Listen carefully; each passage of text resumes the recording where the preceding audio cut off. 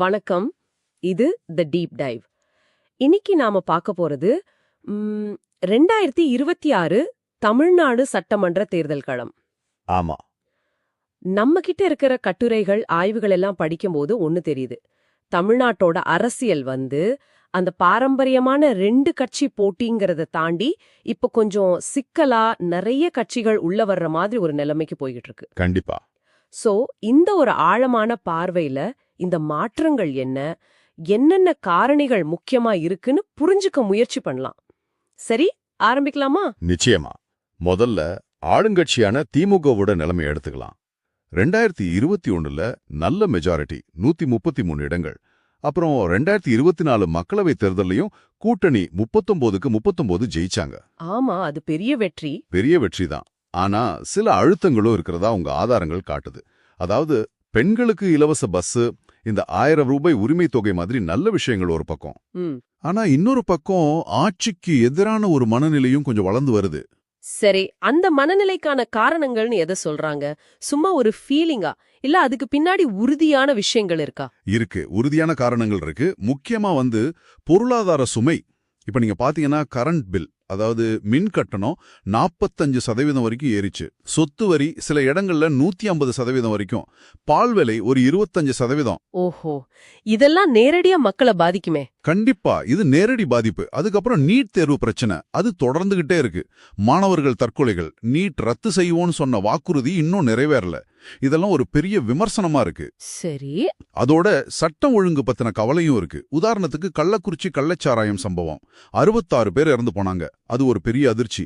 அப்புறம் காவல் மரணங்கள் கூட 2021-22 புள்ளி விவரப்படி 73% அதிகரிச்சிருக்குன்னு சொல்றாங்க. அப்படியா? ஆக திமுக முன்னாடி இருக்கிற சவால் என்னன்னா, அவங்களோட நலத்திட்டங்களோட பலனை இந்த மாதிரி பொருளாதார பிரச்சனைகள், மத்த விமர்சனங்களெல்லாம் தாண்டி எப்படி மக்கள்கிட்ட கொண்டு சேர்க்க போறாங்கிறது தான். சரியா சொன்னீங்க.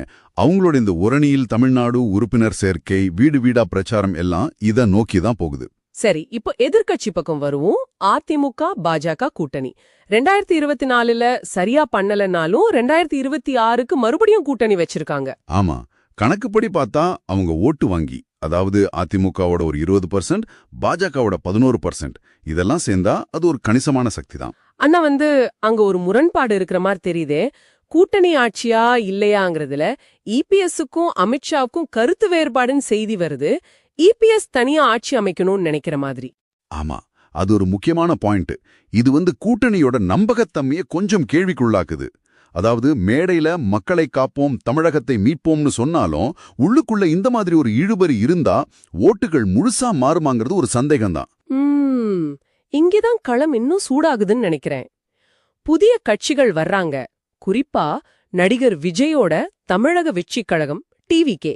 ஆமா, பிப்ரவரி 2024ல கட்சி ஆரம்பிச்சு அவரே முதல்வர் வேட்பாளர்னு சொல்லிட்டாரு. அவருக்கு ஒரு 18% ஆதரவு இருக்கிறதா கூட சில கருத்து கணிப்புகள் சொல்லுது. ஓ, அப்படியா? அவரோட நிலப்பாடு என்ன? அவங்க ரொம்ப தெளிவா இருக்காங்க. பாஜக கூட மட்டும் கூட்டணி கிடையாது, அவங்க சித்தாந்த எதிரி அப்படின்னு சொல்லிட்டாங்க. திமுக எதிர்ப்பும் இருக்கு, ஆனா மதச்சார்பற்ற சமூக நீதி தான் அவங்க பாதை. சரி, ஊழல் இல்லாத ஆட்சி, நீட் எதிர்ப்புன்னு இளைஞர்கள், பெண்கள், முதல் முறை வாக்காளர்களை குறிவைக்கிறாங்க. காங்கிரஸோட கூட்டணி பேசுறதாகவும் ஒரு பேச்சு இருக்கு.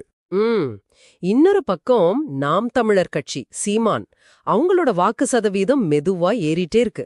2024ல 8% தாண்டிடுச்சு.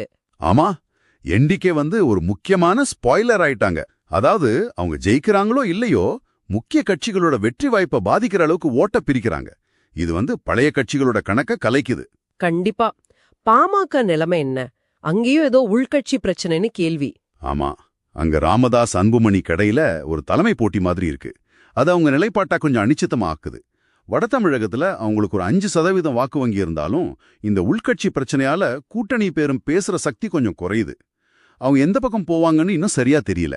ஆக மொத்தத்துல 2026 தேர்தலை தீர்மானிக்க போற விஷயங்கள்னு பார்த்தா, ஒன்னு இந்த விலைவாசி உயர்வு மாதிரி பொருளாதார பிரச்சனைகள்.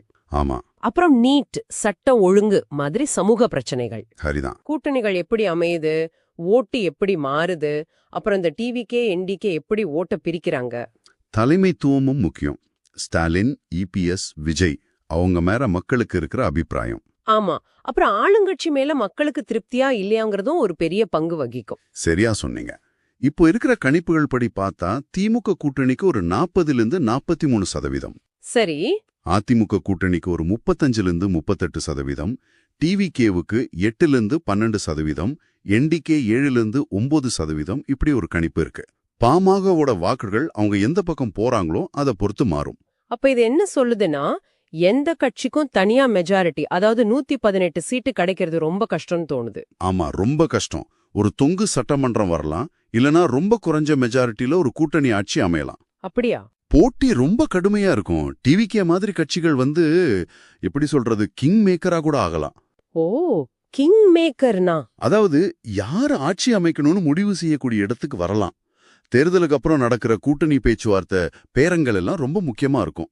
ஆக நாம பாக்குறது தமிழ்நாட்டோட அரசியல் வரலாற்றுல ஒரு புது அத்தியாயம் மாதிரி இருக்கு. அந்த 2 கட்சி ஆதிக்கம் மாறி புதுசா நிறைய பேர் வராங்க. பொருளாதாரம், ஆட்சி எப்படி இருக்குங்கிறதெல்லாம் முன்ன விட முக்கியமா தெரியுது. ஆமா, உங்களுக்கான ஒரு இறுதி சிந்தனை இதுதான். நீங்க யோசிச்சு பாருங்க.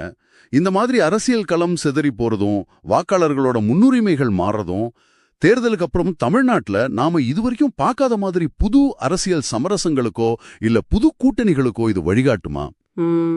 இது தமிழ்நாட்டுக்கு எப்பவுமே ஒரு தனிப்பெரும்பான்மை, நிலையான ஆட்சி வேணுங்கிற ஒரு நீண்டகால விருப்பம் இருக்கே, அதை மாத்துமா? இது ஒரு கேள்விதான்.